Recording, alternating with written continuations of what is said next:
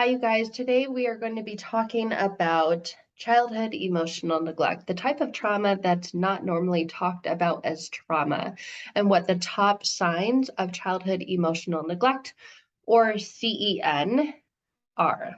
So we're going to explain childhood emotional neglect, how to know if you grew up with childhood emotional neglect, because more than likely, if you did, you're someone who says, I had a really good childhood.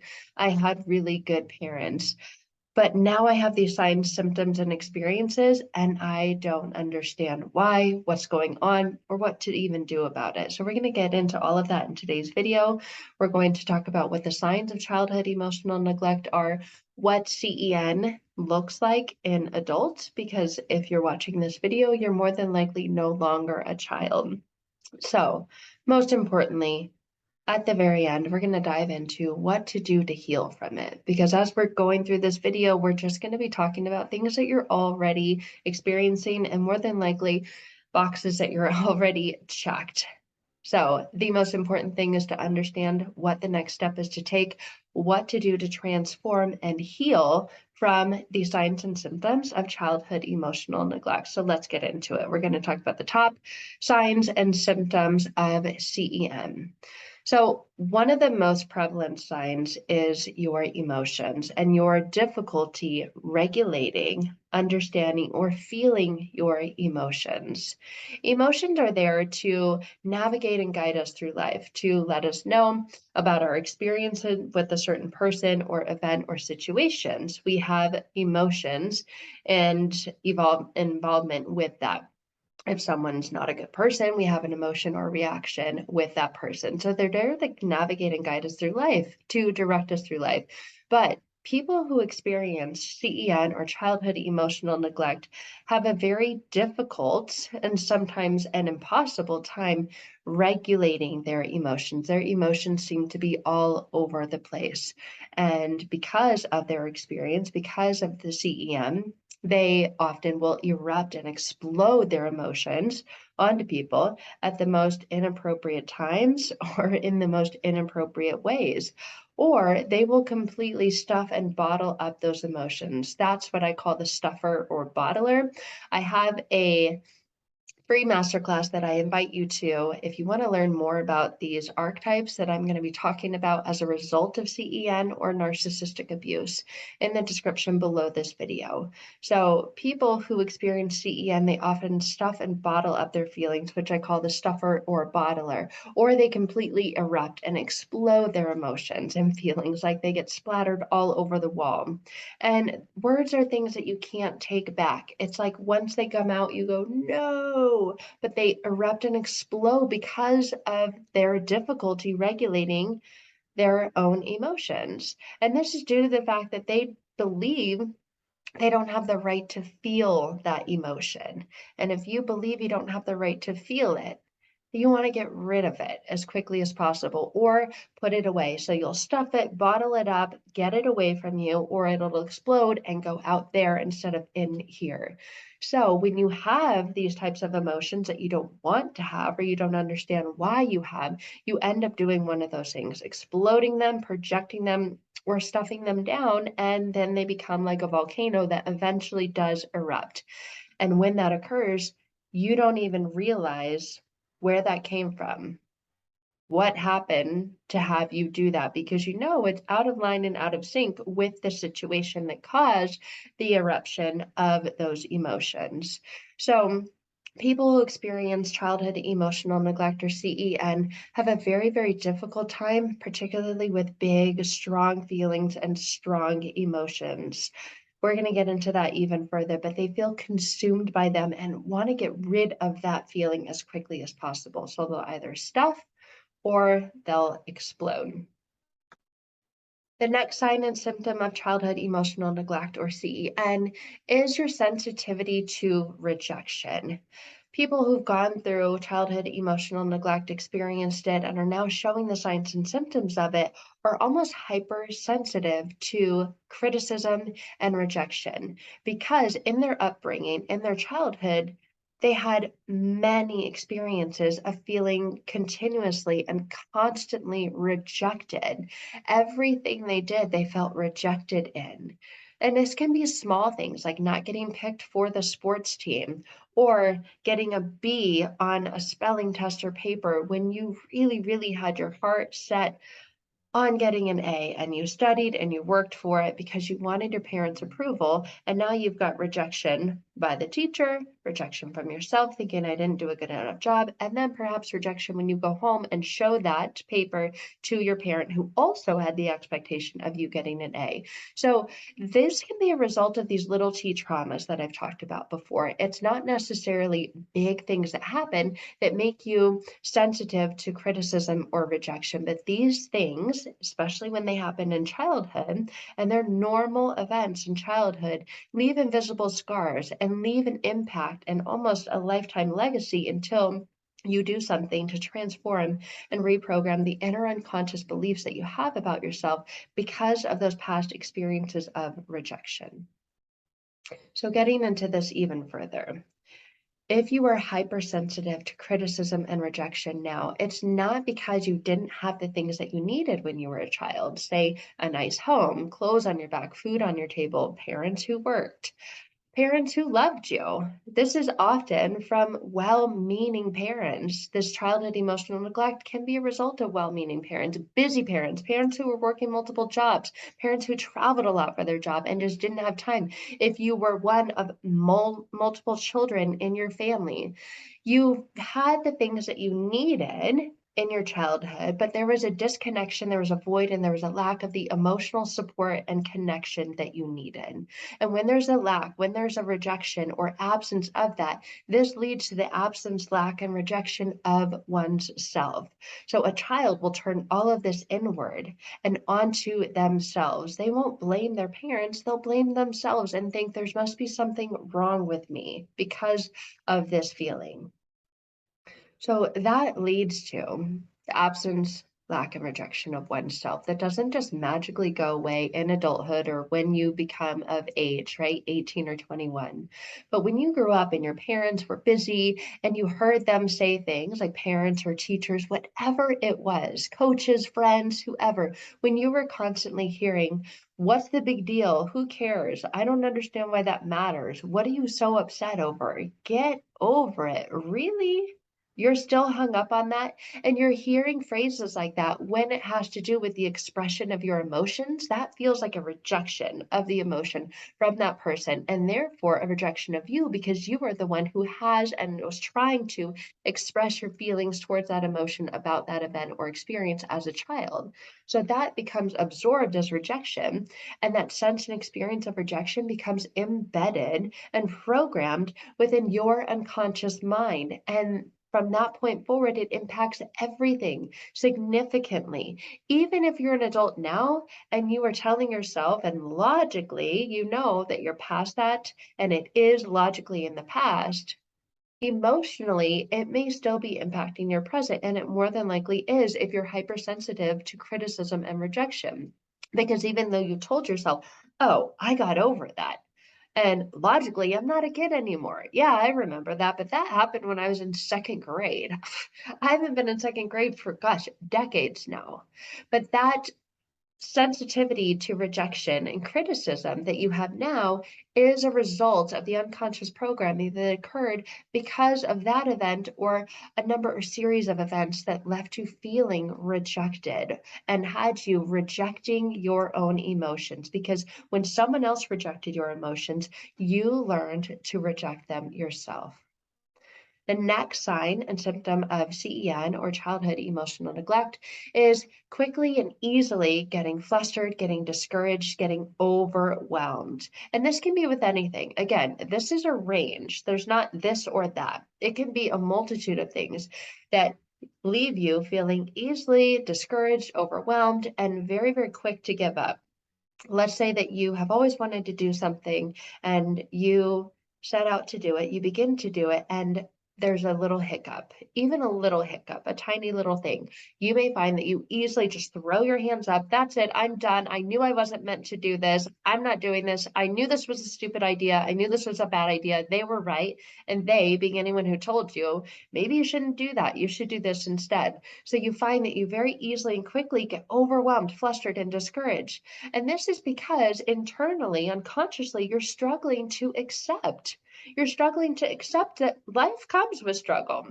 Life comes with bumps in the road. It's not always smooth sailing. And logically, you understand this, but emotionally, it takes a different toll and has a completely different impact on you.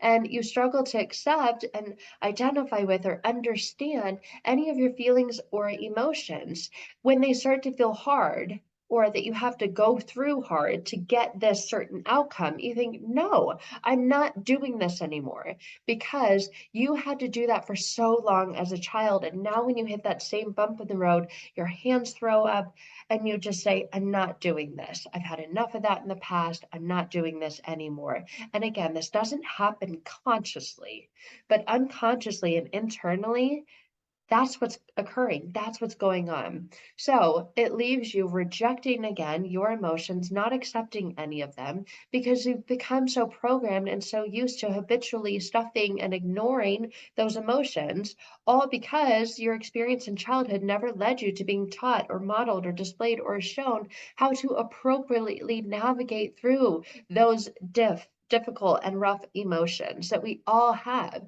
You never learned to truly process them, accept them, and deal with your emotions or feelings, because as a child you didn't know how to. Your first experience with that emotion, you thought, what is this?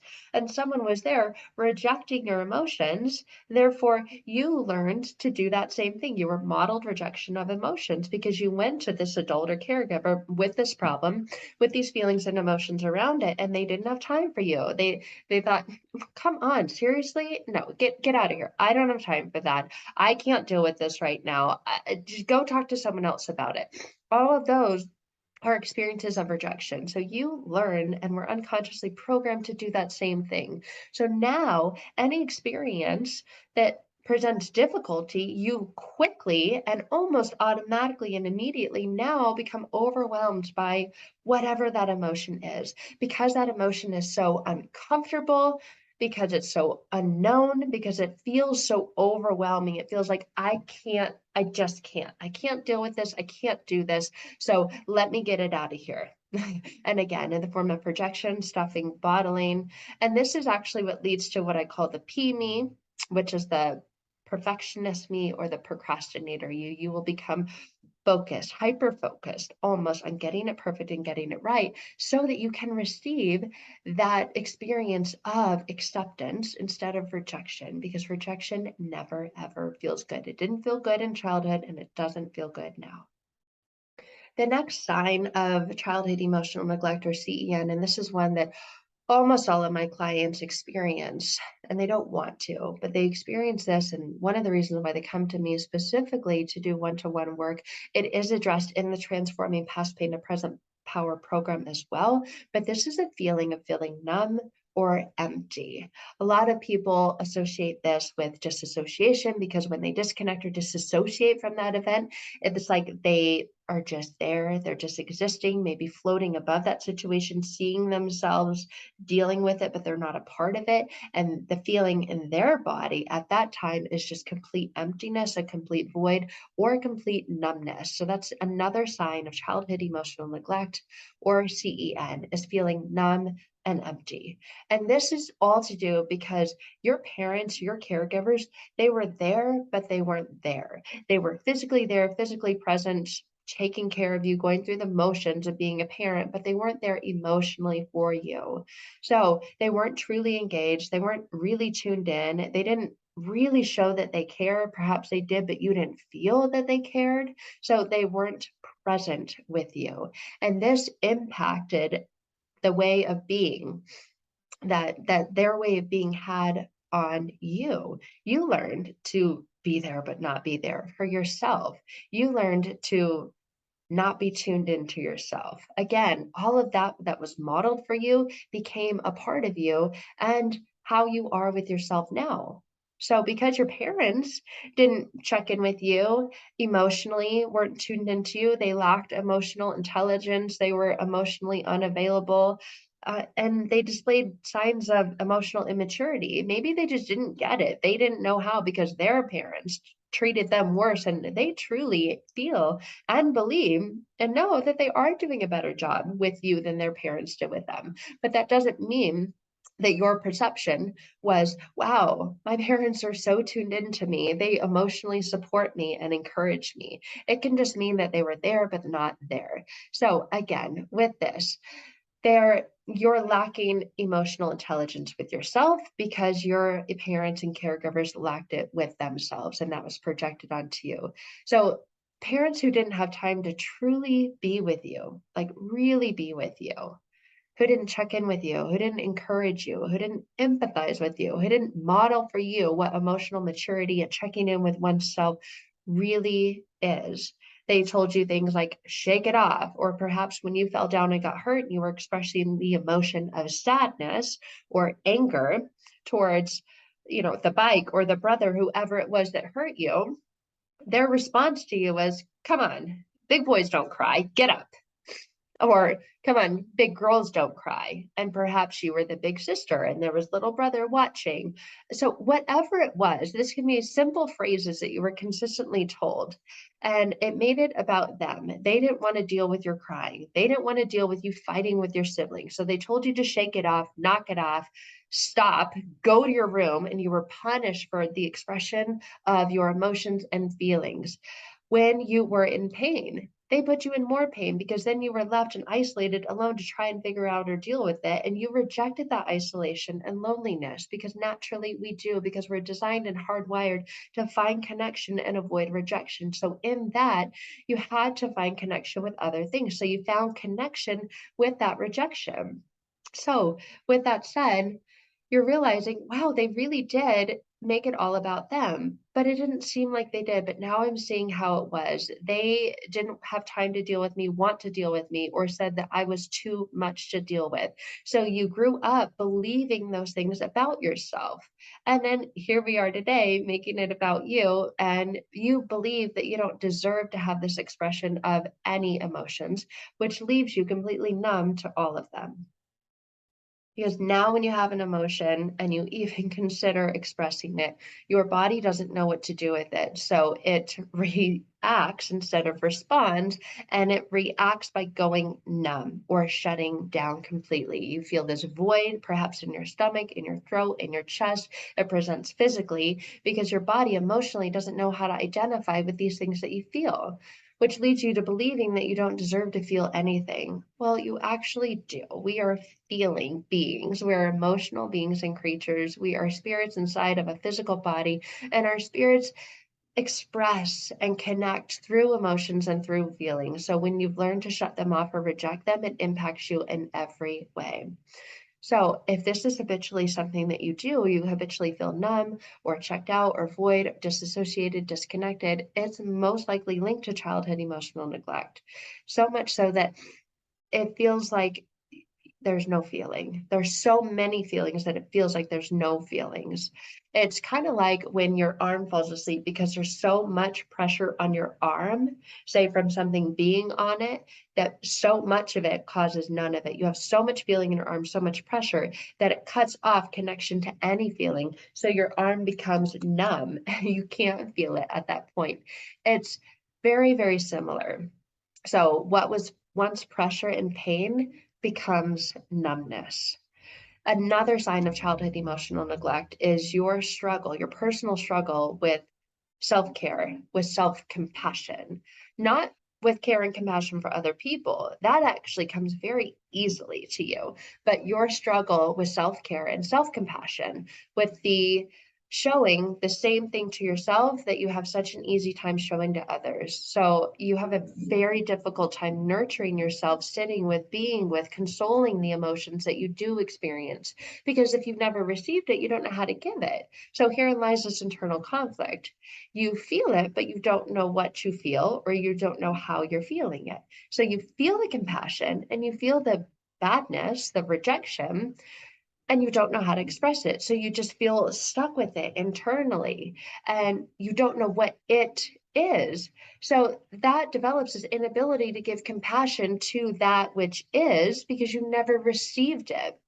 You were never modeled or taught or shown what to do with this when you had it. So that develops and becomes anger and grief. And again, that is turned around and turned inward and taken out on yourself. So instead of experiencing and expressing self compassion, you express anger and grief and resentment towards yourself. And again, that either gets stuffed and bottled away or projected. So you get caught in this spiral of hearing your inner mind, believing the things that it says, like, I don't deserve to be taken care of. I am too much. Just like my parents said, my emotions are too much. They're all over the place. I'm not good enough. All of this is my fault. Apologize. I have a hair in my mouth. And wishing that you could just become invisible, wishing you could run and hide, wishing you could just fade away so that your hurt could stop and that you wouldn't cause anyone else to hurt because you don't want to hurt anymore and you certainly don't want to cause others to hurt anymore. So you're perhaps someone who easily allows other people to share and express what they're going through, and you have compassion for them. But when it comes for your turn to do so, you really struggle. You feel unsafe, unable to share and express what you're going through and your emotional connection to it and how you're struggling. You feel broken inside. And you don't trust that that person is really going to care because no one showed that they really cared when you were growing up. So this leads to you being very, very hard on yourself and having super high, super unrealistic expectations. This is what I call the superhero me. It's one of the archetypes of the superhero me as well, because now you've developed this belief and feeling that you have to earn your existence. You have to earn worthiness. You have to prove yourself to everyone by meeting those unrealistically high standards and expectations in order to feel worthy and feel important. You don't feel that you deserve that, the feeling of being important or worthy simply because you exist. And therefore, you feel unable or incapable of giving to yourself what you give to others. And that is the kindness, the patience, the understanding, the compassion. So you really, really struggle with giving to yourself what you so easily and freely give to others. So the next sign of childhood emotional neglect is more of what I call the superhero me. This is the ultra independence. This is the unhealthy independence. So the ultra independent or the unhealthy dependence, the superhero me, is the part of you that cannot trust, that doesn't trust, that can't depend or count on anyone else except yourself. That's superhero. You are the savior of your own day. You have this thought, if I want to get something done, I need to do it myself because I don't trust other people. Because at a time when you were younger and you did trust other people, you were let down. So now you don't trust people, and no one else ever had your best interest in mind or at heart. And now that belief is still true for you.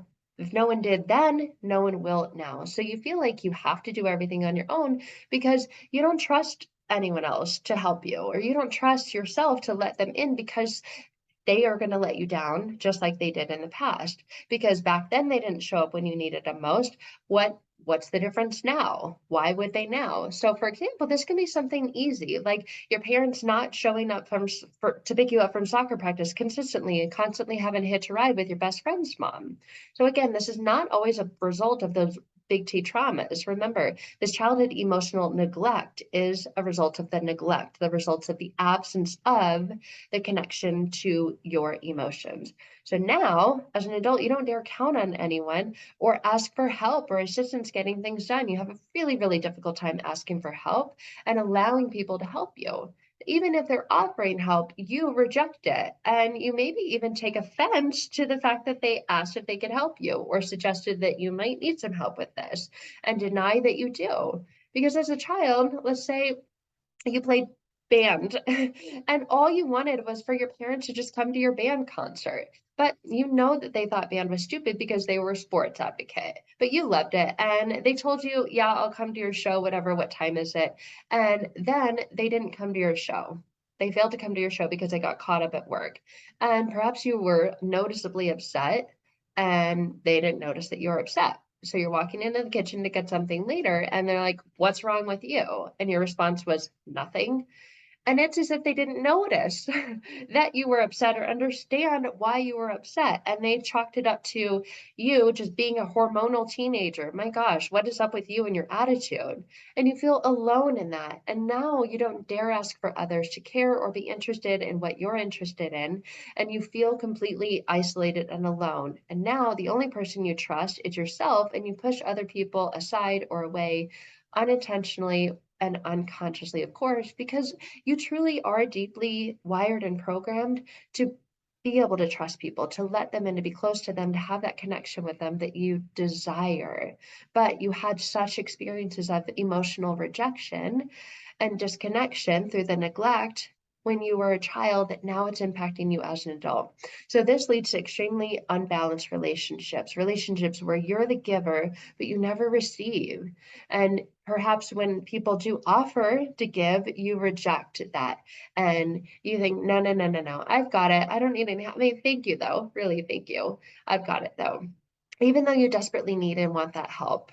But you find yourself now in these patterns of toxic relationships and identify that you're codependent. And relationships where your emotions are shut down, neglected, ignored, relationships with narcissists, and you don't understand why, but you see that you're in this pattern. And what's there is fear, fear of being able to speak up, speak your mind, and fear that if you do, it will cause a fight. Any time that you want to express your emotions and how you feel about something, you fear that it will start a fight or that it'll trigger that unconscious wound of rejection. So that doesn't feel good. You're going to unconsciously avoid that. And that is with pushing people away, not letting them in, and getting into toxic relationships with people. The next sign of this is difficulty engaging in relationships.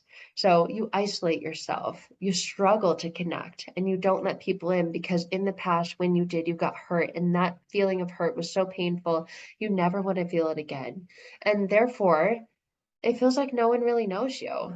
Even in a room full of people, you can feel completely alone and isolated, and you feel stuck because you really deeply want to need that connection, friendships, and relationships, and you desire it, but you're also afraid of it. So you're afraid of that thing that you desire. So you feel this push and pull and this internal tug, and you feel completely stuck because you want and need that connection.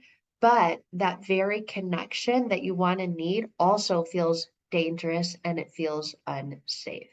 So with all of these signs and symptoms of CEN and childhood emotional neglect, the biggest struggle is with the emotion and feeling ashamed.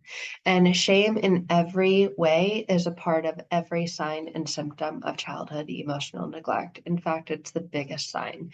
Every sign experiences deeply embedded symptoms of heartache, of grief, of loss, of pain, of mild or perhaps severe signs of depression, deep emotional pain, which can lead to anxiety attacks, panic attacks. It can lead to physical illnesses and sicknesses, all because of the unconscious belief that shame causes, the unconscious belief that you are deeply flawed, imperfect, that something is wrong with you, that all of those events that happened to you in the past where your emotions were rejected led to this unconscious belief that's now deeply embedded in your unconscious mind that there's something wrong with you, you're broken, you're flawed, you're too messed up, and there's nothing you can do about it. And that is the belief that has you feel and believe you're going to be stuck with this and like this forever.